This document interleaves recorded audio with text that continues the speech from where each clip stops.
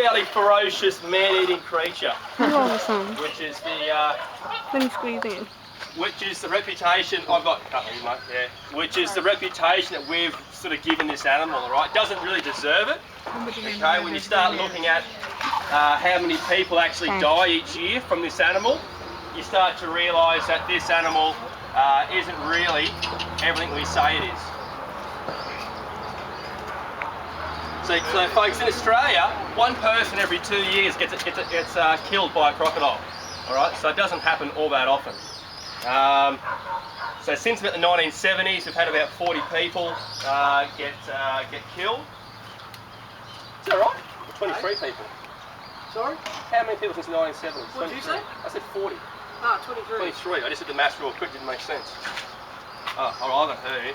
Well, actually, the talk that we used to do at another zoo, sorry, talk we did in another zoo, actually said that ever since European settlers got here, we've had 44. Yeah. This is rubbish. Oh.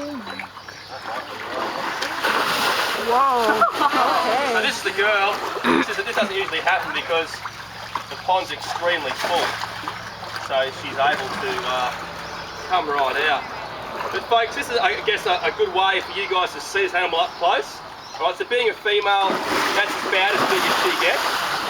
And the males, well, they'll just keep growing, all right? So the biggest estuarine crocodile that we know about is 7.1 metres long. That lives over in India. So Australia doesn't even have the largest estuarine crocodile on record. And so this animal, having just, yeah.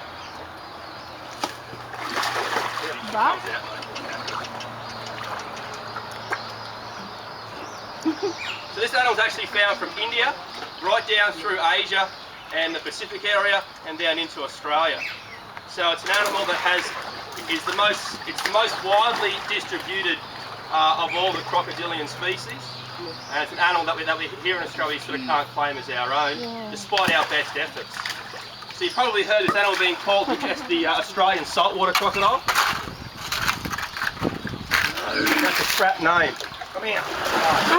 Bye. Crap name because these guys live in fresh water, they can live in salt water. Okay, it doesn't have to be salt. When people think of salt water, they generally think of the oceans. Right, but this animal wouldn't last in the oceans because its whole design, the way it's coloured, is best suited for those sort of darky, murky waters like you see here. Okay, so it's an animal that stands out against that blue ocean. So in those estuarine systems, the fresh water meets the salt water, this animal can sort of get the best of both worlds. So it can sort of sit in those estuarine brackish waters where it's nice and murky. It can cruise up into the fresh water where it's going to find most of his prey. All right, so an animal the size of Caesar, quite capable of taking down big water buffalo that we have next door here, kangaroos and pigs. And so those animals are going to come down to fresh water to drink. And so that's where he wants to be. He wants to be at the water's edge, lying in wait, waiting for that animal. Waiting for that animal. I'm wet. It splashed so hard, it got me. He poos in there. Yeah. That's why it's so cloudy, because it dissolves in the water. Terrible. That was awesome to clap over Jaws. Excuse me. So this animal's an ambush predator, so he lays in wait, waits for the animal to come down to the water's edge. He's got excellent senses, so he's got good eyesight, good hearing.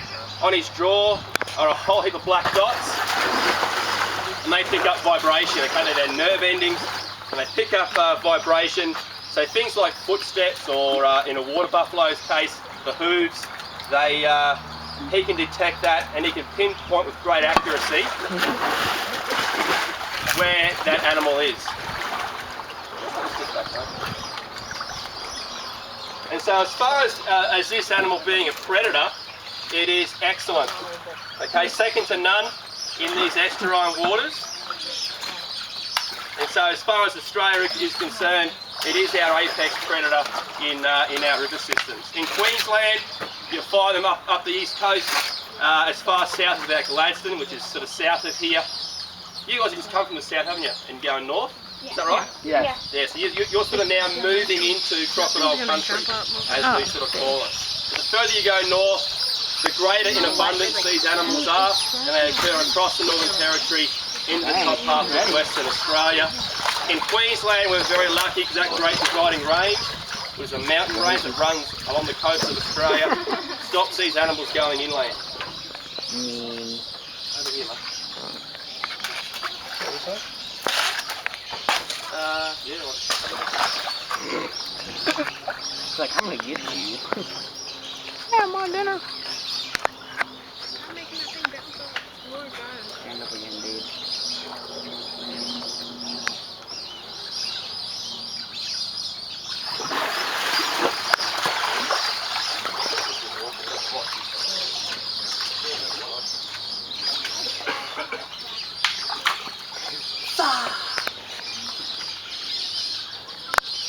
You guys got any questions about crocodile?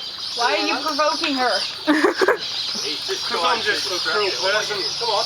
You should see me with koalas, I sharpen it up first. Come on. It's not provoking, it's sort of distracting. She's obviously going to be drawn to Brad and Brad's food. And, I don't want Brad to get killed, you know. Paperwork and crying. She's very rich if I die. Like in the dead sunlight. Half my face gonna be Any more so questions? hot. Oh, you must have something. I just sort of scratch the surface about these guys. Can I go behind you? Do you have questions about anything just to make our day interesting? Come around. I know. If you come around, I can move. I just don't want to be in the sunlight. So. Ever get bitten by what? Crocodile. They're not alligators. You can't call that an alligator. It's like calling Mike Tyson Justin Bieber. You're anything like If we had ever been bitten by one of these, you wouldn't have to ask. It'd be noticeable. Unless it was on our bum. Hey, Brad. Then you wouldn't be able to see where I got bit by a crocodile. So yeah, it is a painful experience, but enough said. In fact, if you get on Facebook and type in Bradley Cooper, right, you'll see him standing in his tidy whities, pulled up one side, bleeding out of his bum. What? It's quite funny. You got a bit? Yeah. Brad fell over a few months ago, one of the females. So it wasn't in this one, it was in one just down there. Oh. It's a fun experience. It wasn't a fun experience. Wow. Better than Swag. wake you up in the morning. If it's so heavy, then how does it jump so well? How does this guy jump so well? In this particular instance, all right, this water's not very deep, all right, so he's probably using his feet to push up, but in some of our deeper enclosures, where the water's deeper, they use that tail. Right, so that tail in the water is like a jet engine or a propeller, right? It moves them through the water very, very quickly, and it can launch them out of the water at the same time. Not a great deal, all right, but it is something they would do if they had to, all right. But an animal that size, all right, he's not going to be worried about anything that he has to jump out of the water for. The sort of prey he's going to go for are the ones that are coming down to the water to take a drink. So those big, larger animals like the water buffalo, kangaroos, pigs. Having said that, though, this isn't an animal that is selective necessarily in what it eats. Okay, it won't swim past a smaller pig to get to a bigger pig. All right, he's opportunistic. So whenever the opportunity arises, that's when he's going to strike and get a food. So there isn't a lot of thinking involved with this animal. It's a doing animal. All right. So when all those things line up, all right, that's when he launches and that's when he strikes. So, for instance, I can't demonstrate it here. But when you break that surface tension in the water, when you splash, that's when he strikes. You imagine a little, you know, something sort of, you can see where he's moved to where I'm sort of splashing that stick. He's thinking to himself, something's in the water there. He'll go and investigate. You can see she's come across now. All right, so that's what he does. It's instinctive and it's a doing thing. It doesn't think to itself, have I got a good chance? Should I bother? I'm a bit tired. Their aim in life is to wake up in the morning, get nice and warm, their metabolism kicks in, all right, the energy is released from the food they might have eaten prior, and then he goes about trying to find more food. All right, he doesn't go and hunt like a lion or a tiger would. He doesn't go and chase his prey down. He waits for that prey to come to him. So I guess they are very, very patient.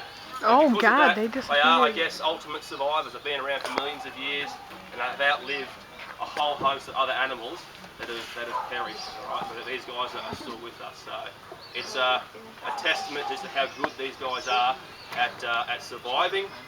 Caesar here could go 12 to 18 months without food. All right, doesn't need to eat. He just burns the fat stored in his neck, in his tail. All right, he'll just sit down and he'll shut down.